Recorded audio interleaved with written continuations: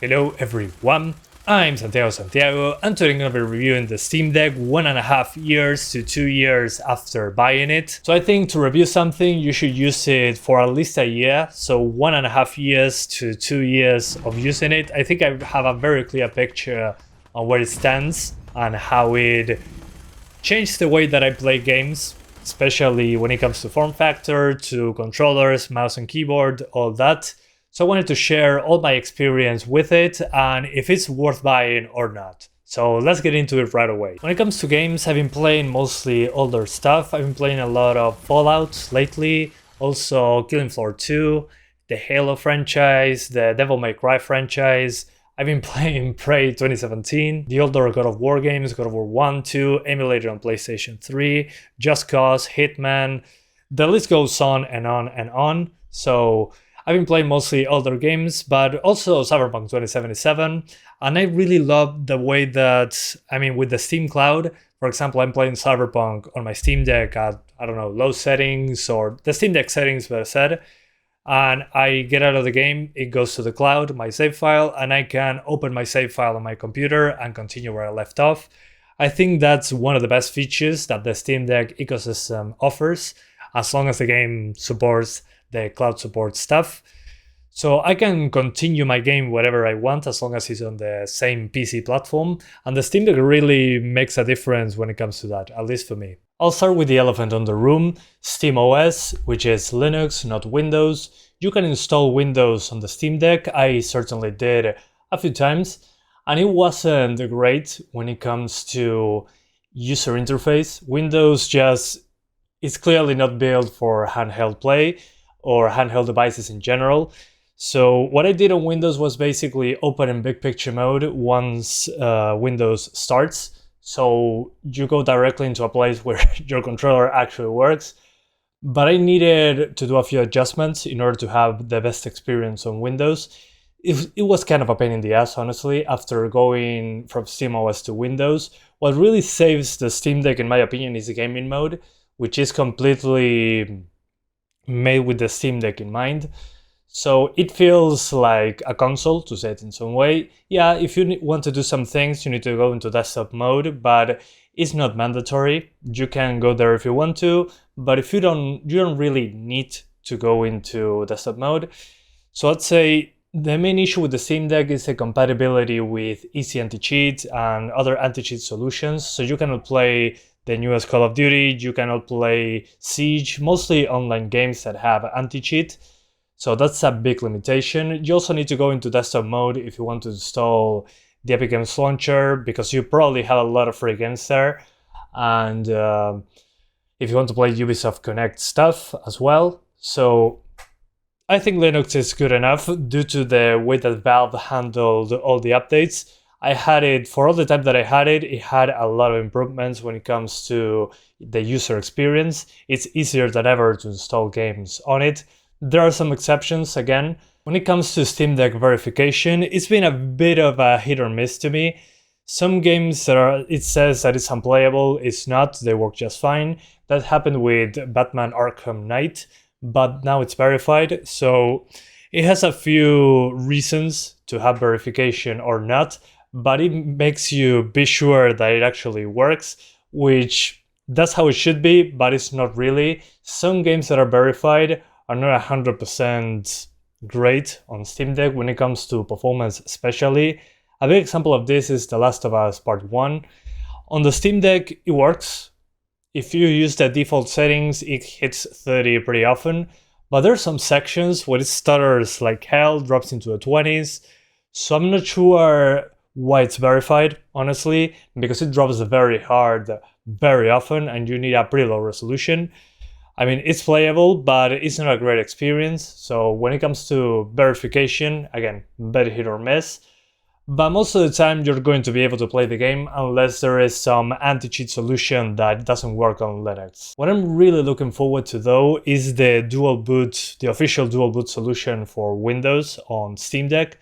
So Valve officially supports having those two operating systems. You can already do it with community solutions that work pretty well, but sometimes where there's a big SteamOS update, you might get stuck in a boot loop that you have to manually select SteamOS again, no big deal. But again, having an official solution that makes it easier to have Windows and SteamOS on the Steam Deck at the same time will be highly appreciated, especially for the normal users. So for most people, it won't be a pain in the ass to install Windows and maintain it there with SteamOS at the same time.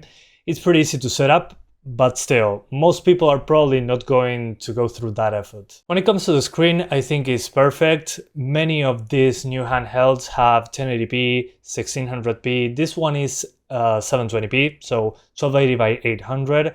And I think for the screen size, it's a good solution, mostly because of performance reasons. I haven't tried the ROG Ally just yet, should be on the mail maybe in a couple days, so I'll be able to have my impressions on that. But I think the screen size is fine. The pixel size, yeah, you can see the pixels sometimes, but I think for a smaller screen like that one, it's a good idea just for performance alone. You can also do super sampling if you want to. For example, on Left 4 Dead 2, I've been playing at 1200p, so you can increase the resolution on the smaller screen to double the pixels, and you won't have any jaggies to speak of. But again, if you are very close to the screen, you're going to see the pixels, which, again, I think it looks good for that size. 720p I think is ideal. Then when it comes to the refresh rate, it goes up to 60 Hz. If you have the OLED Steam Deck, that by the way in my country costs double the money, you have way better color accuracy, 90 Hz, more battery life. But in this case, I think the LCD Steam Deck, considering the price you can get it for right now, the screen is good enough. You can play whatever you want, the resolution is good enough, and you can increase the vibrancy of the screen using a Decky plugin or using the system setting that you can increase, again, the vibrancy of the image if you want that more colorful experience. Just don't overdo it, otherwise it will look kind of weird. What I really dislike about this is that it doesn't have VRR. If it was a VRR screen, I think it would be a huge difference, because mostly games stay between 30 and 60 FPS when it comes to the frame rate.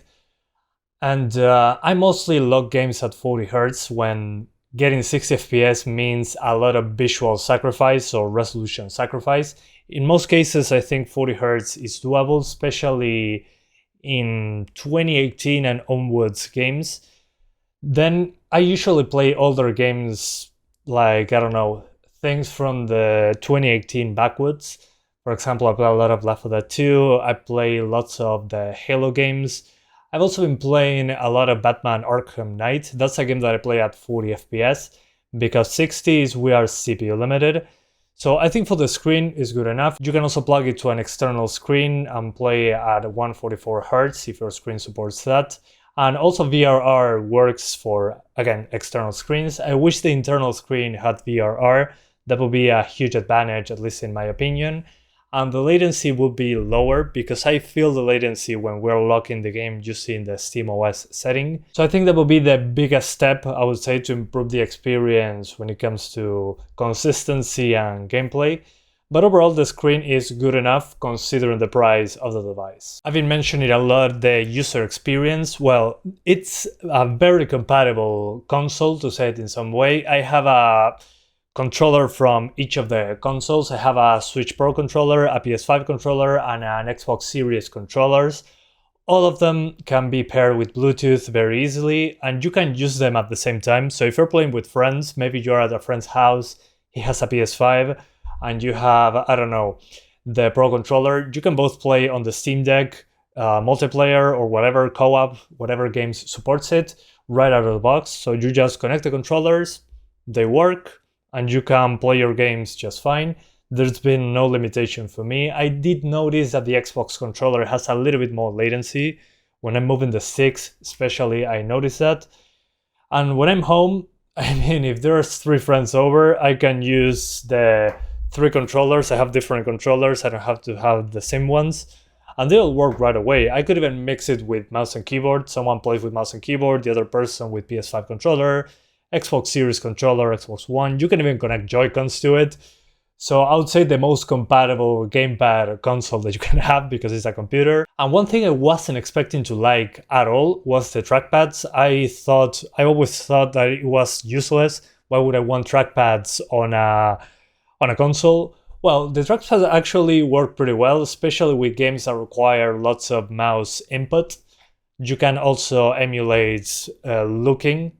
So if in a game you want to use the trackpad for small adjustments, you can do so. Same with the gyro controls. I put it at a very low sensitivity, and then when I'm playing the game, I can adjust my aim because I'm not super good with a controller, so I aim with the stick, and then to do a minor adjustment, I slightly move the Steam Deck with gyro or with the trackpad.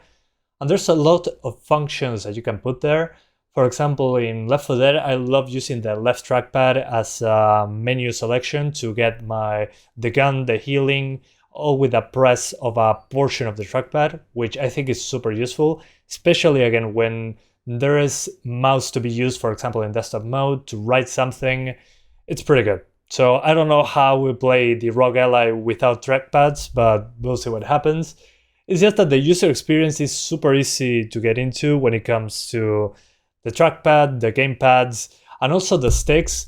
Huge props to them for putting full-size sticks like on a big controller like this one, because when I'm playing on Switch, the sticks are just too small. I mean, there's very little movement that you can do with it. It just feels right. It's like having a big controller in your hands, which I think is awesome.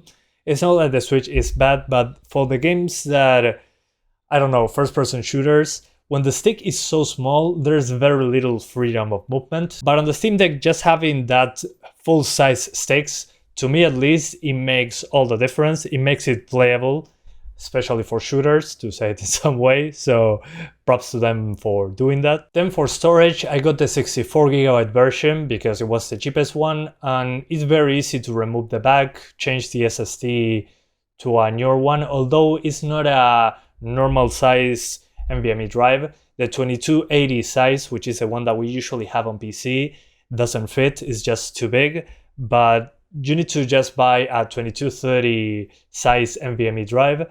That is not super expensive, but you get less size on it. I got a 1TB drive, very cheap, one of the Corsair ones, you'll see it on the screen right now.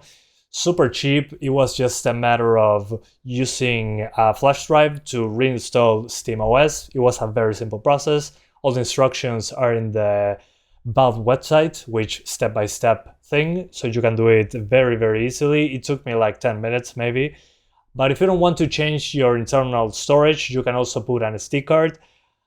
There's been some issues with SD cards on the Steam Deck before. I was one of those people that when I formatted my microSD card the first time, it basically destroyed the microSD card with software. I don't know how that happened.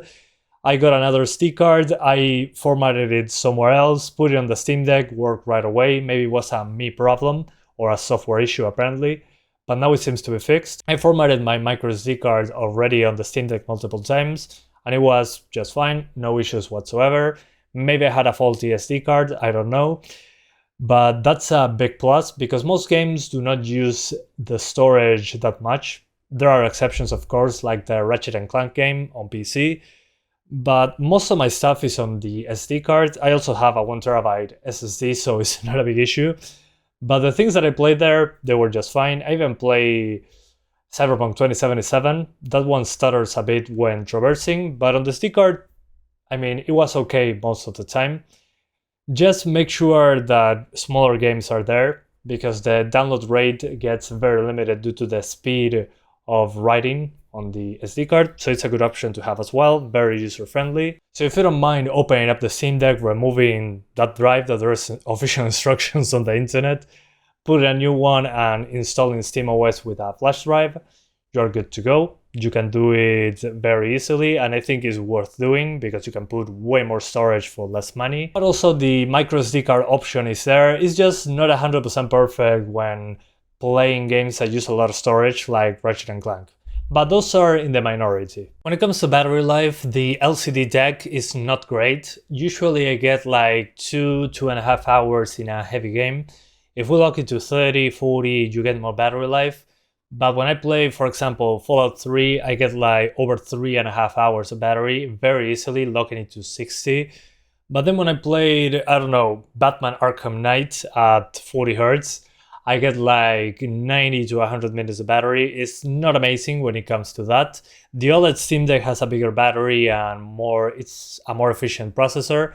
But when it comes to that, it's not amazing, but you can get good battery, for example, streaming your PS5 or your PC screen to your Steam Deck if you want to do remote play. That's like 4 to 5 hours of battery, which is great, but you need to be on your local network. When it comes to heat and noise, it's not amazing also. I mean, the heat, you can feel it on the back of the Steam Deck, but the part where you grab it, the grips, don't actually heat up, so that's not an issue for me. But it can get up to 90 something degrees Celsius, the CPU and GPU, depending on the game. Most of the time it stays into the 80-degree range, but in hot days of summer it can get into the 90s. The maximum is 95°C, so you have nothing to worry about. And if it did get there, it will lower the clock until it gets cooler, and in the worst case scenario, it would turn off until it gets less heat, so you can turn it on again. You can also repaste the Steam Deck. You can get backplates that have more breathing room, so it gets a lower temperature. But by itself, I think it runs pretty hot with the stock stuff. Even changing the thermal paste didn't change the temperature that much, maybe a couple degrees lower. And when it comes to heat, at least the first version of the Steam Deck fan was very noisy. I have the second version, which has less of a whiny noise to it, but people can still hear it. I was playing on an airplane and people could hear it, but I mean, it wasn't a huge deal. There's a lot of noise on airplanes to begin with. But if you're at home chilling at night, you can listen to that fan. Personally, it's not a huge issue for me because I have headphones, so I usually play plugged into the headphone jack or with noise cancelling headphones, but the noise is there. It's better on the OLED Steam Deck, or if you get better cooling for it. There's also a new fan curve, it's like a year old already, that gets the Steam Deck to like 80 something degrees, and the fan is not as noisy, but that means higher temperatures. It's still fine, but it's a good solution. If you just want to have good temperatures, keep the fan as the first version. That is way more aggressive. But again, it's noisy. Some people care about that. If you have the OLED deck, it's not as noisy, apparently, which is awesome. But in comparison to the Switch, for example, that is a way less powerful machine, of course. The Switch is almost inaudible in comparison. Also, the ROG Ally, I'll get it in a few days, so I'll let you know in a pinned comment how the noise is on that one, because I still couldn't try it. But I'm interested in checking that out, the temperature and the noise it generates in comparison to Steam Deck. But that's one of the big negatives for me, the noise, the heat, and the battery life. So that would be the worst thing on the Steam Deck, at least in my opinion, for the LCD one. But again, considering the price in comparison to other handhelds, I think it's still okay. It's not like it destroys the experience, but it's something to keep in mind. One of the things that I don't see many people talking about is what's included in the box. So on the Switch, for example, you get the Switch, you get the dock, and you get all that stuff. On the Steam Deck, unfortunately, you don't get a dock, but you get a very cool carrying case. That's one thing that the ROG Ally doesn't come with, a case, neither a dock. But I think the case is a nice touch. It's a little bit thick, but that's good. I need protection for the Steam Deck, so that's one of the big pluses, in my opinion, that they did. That they include a carry case, because you're going to take it somewhere. I mean, come on. Most of the time I'm at home, but that's my case. Most people are, I don't know, going to work, commuting, something, or they're on a coffee shop, maybe being bored or waiting for the doctor's appointment. So I think having a case is the most important thing, at least when it comes to portable machines. And I'm glad that they included that. That is a huge difference. I wish there was a dock or something included as well. If you have the OLED model, you can have a smaller case by removing the inner part of the case. So you have like a more portable way to carry it around. But it still feels like having a brick in your backpack. So if you don't have a lot of space in there, maybe a Switch makes more sense. But the Switch is a very tiny machine, as you can see in comparison to the deck. The deck is like a truck and the Switch is like a long car in comparison, which I think is fine. I have big hands, so for grip is amazing. The ergonometry of it is, I don't know if that's a word, is very, very good for extended play. My hands get a lot of pain when playing on the Switch after like 20 minutes. So I think the grip for the Steam Deck by default is good, despite the bigger size when you put it in a bag or something. But when it comes to portability, it's not like you can put it in your pocket and carry it around. I think it's better to have it in the case inside a bag or something, but make sure to have space there. I also like carrying around a power bank to charge it when I'm not using it, which also is some extra space that I need. But when it comes to weight, I mean, if I put it in a bag, it's no big deal. So again, great job when it comes to adding a case. And the portability is there. It's more portable than a laptop, but it occupies space in comparison to the other options out there. Another thing that I love about the Steam Deck is the very active community. Valve interacts with the community quite a bit. And there's a lot of good solutions like Decky that allows you to add some plugins, for example, to change the cover art of your games in gaming mode. That's been pretty big for me, especially when it comes to, I don't know, emulators, for example. That's another thing that is wonderful. You can change the art for your quick access for emulation, so you have a very neat and organized library even with non-Steam games. There's also a plugin for fan speed. You have a lot of options. You can pretty much do whatever you want. You can disable cores, you can increase the fan speed. And when it comes to emulation, that I've been talking about that, you can even play some PlayStation 3 games. God of War 3 and Ascension, as an example, don't work well, but other things like the older Metal Gear Solid games, the previous God of War games, God of War 1, 2, all those PlayStation 3 ports of the older games work fantastically well at 60 FPS. A little bit of the high CPU side, but they work. I also played original Xbox, PlayStation 2. PlayStation 2 works across the board, at least for me, I didn't have any problems. PSP, 3DS, basically whatever you want. Some Xbox 360 stuff works, but not amazingly well. And also Switch emulation has been working. I've been playing a lot of Red Dead Redemption 1. So I have Red Dead Redemption 1 emulated from the Switch emulator. Rest in Pepperoni's Yuzu. And then Red Dead Redemption 2 on my Steam Deck at 30 FPS with amazing graphics. So when it comes to options, again, lots of compatibility guides, lots of ways to customize your experience. If you don't like how it looks, you can change basically everything. It's like having a hacked console, but you have all the freedom. So you can do, again, basically whatever you want. It's a computer. And talking about basically whatever you want, I also have a dock that I bought on the US for like, I think 20 to 30 bucks. It's a JSAUX dock and it has USB 3.0, Gigabit Ethernet, HDMI 2.1, I think, no, 2.0, which supports very high resolutions. So I could do on my 1080p 144Hz screen. I played Left 4 Dead 2 at 120 FPS on native 1080p, which again makes sense, it's an older game, but if you want to do so, connect a mouse and keyboard to the dock, to a screen. You can play even at 120 FPS if you want to, and the game can get to that frame rate.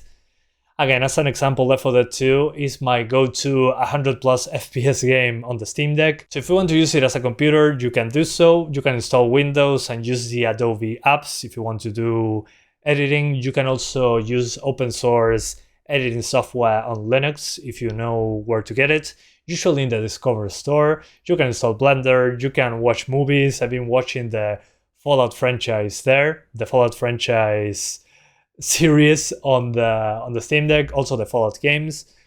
So basically you have the freedom to use mouse and keyboard, to use controller, basically again, whatever you want. It's a PC, you own the PC and you can change whatever you need. And Valve doesn't care, so they say, sure, do whatever you want, it's yours, which is a breath of fresh air. I could also stream my computer to my Steam Deck, stream my PS5 to my Steam Deck and do remote play. There is apps for all of that, and they work fantastically well. For PC, I use Moonlight, and I've been playing ray-traced Cyberpunk 2077 on my main computer using my Steam Deck at the other corner of the house through Wi-Fi, and the quality has been great. So if a game doesn't work well on Steam Deck, as an example, if I want to play Path Trace Cyberpunk, I can actually do it using moonlight because I have a PC that can do so. Also, when I want to play something on the PS5 and I don't want to be in my room for some reason, I want to be out of there, I can stream it to my Steam Deck locally, and really the latency has been little to none. There is some latency, but in comparison to the official services, it's been working great for me using those community options, and I've been playing more because of that. So to sum up, I really like the Steam Deck. Has a lot of stuff that I really like. It's like when I got the Switch for the first time when the Steam Deck didn't exist, I was like, man, I'm playing more games now that I can take it whatever I want. Usually I just move inside my house. I don't go outside a lot unless there is something that I gotta do because I work from home. But it just made me play more games and be excited for gaming way more than before. I don't know why, maybe because I work at a computer and I don't want to play in the computer at the same time. Games that are not on Switch and people want them to be there. Well, on the Steam Deck I can basically play my entire PC library without rebuying everything or asking the publisher, please make a PC port or a Steam Deck port. Is not necessary. I mean, if it's on PC, it works on Steam Deck most of the time. There are exceptions, of course. So that for me made a huge difference because it made me play games more often. I have a PC, I have a PS5, but I'm usually more interested in playing it on the smaller screen. Sometimes I play on a TV with the PS5, but it just feels right. I don't know how to explain it. It kind of revitalized and made the gaming exciting for me again. Also, that challenge of making the game work anywhere is amazing. And there's a few disadvantages in some cases. For example, I don't know, always online games, games with anti-cheat. For example, I've been playing Mass Effect Legendary Edition on Steam Deck, and the EA app tells you that you need to be connected to the internet to launch the game. So I usually, to circumvent that, get inside the game. I go through the EA Play launcher, whatever, on my home. And then if I know I won't have an internet connection, I just lock the Steam Deck and pick it back up. That's another thing that made a huge difference. You just pause the game, lock the screen, so the Steam Deck is on sleep mode. You put it in a bag and then take it back whenever you want. You don't have to go through the start screen, then the game start screen, and you're inside the game. You just pick it up and go back to it. I didn't have any issues waking the deck from sleep and getting back into the game. I had one crash, but that was Fallout 3, which already crashed to begin with. So yeah, I think the Steam Deck is a great step in the right direction. I will be getting a ROG Ally very soon on my home, maybe in a couple of days, and I'll have some impressions to it and compare it with the Steam Deck. When it comes to price, it's one of the cheapest that you can get, especially the LCD Steam Deck, the 64 gig version anyway. So they're getting cheaper, the refurbished units. Valve has been great with the community, the support, the updates. And I think it's also making Linux accessible for most people because you don't need to go into desktop mode if you don't want to, unless you want to do something very specific. So I think it makes a huge difference. It also makes PC gaming more viable for other people. If you already have a PC and maybe your PC is too old and you wanted to grab a Steam Deck, you don't need to rebuy anything, just download your stuff again. Also, if you like to sail the high seas, you can do that on the Steam Deck as well. So I know a lot of people like to do that, but I'm not condoning any of it, only for educational purposes. But you can do it if you want to. I mean, it's yours to whatever you want. And if you want more powerful hardware, you have the ROG Ally, which has Windows, which to me is not amazing on a portable form, but you can start on big picture mode if you have a Windows installation, so it's not a huge problem. If you want a better screen, spend more on the OLED Steam Deck. It also has better battery life, less noise, a higher refresh rate. Then you also have the ROG Ally, which I'm going to use in a few days. Also the Lenovo Go, which has way better performance, like the ROG Ally versus the Steam Deck. So yeah, there's a lot of options. This means more competition. This means better life for Linux, more PC gaming. And I don't know, I just feel that it's a good improvement for everyone because competition always matters. We're competing against the Switch, against other handhelds. They're trying to get you value for money, and the best of all, playing games, which is what we care about. Again, the Steam Deck made me play more games just because of the practicality of I can just put a game in sleep, grab it, and I start playing once again. So if you want to get into it on a cheap manner, you can get a used Steam Deck, you can get a refurbished unit, and the LCD Steam Deck, considering the price, I think is good enough. But again, if you want, you can spend more, it's all up to you. But I think no matter if you have a console, a PC, or you don't have any of those things, I think it's a great purchase. And again, considering the price and the features and all the fun that you can get out of it, maybe you don't know about computers, you can still get into it using the built-in gaming mode that starts right away. You don't need to be an expert or anything like that. So yeah, those are my thoughts after like 1.5 years using the Steam Deck. I usually don't review stuff like this, but this was a special occasion because I think it's really a great product. Again, this video is not sponsored, these are just my thoughts on it. And if you want to see how to configure a game, how a game runs on the Steam Deck, subscribe to this channel and like this video. I have hundreds of videos testing games on Steam Deck, emulation, how they run, how to get stuff to work if it doesn't officially. So thank you guys so much for watching. I hope you enjoyed this video as much as I did talking about my experience with the Steam Deck, and I'll see you guys next time. Bye guys, thanks for watching. Long live the Steam Deck and portable PC gaming!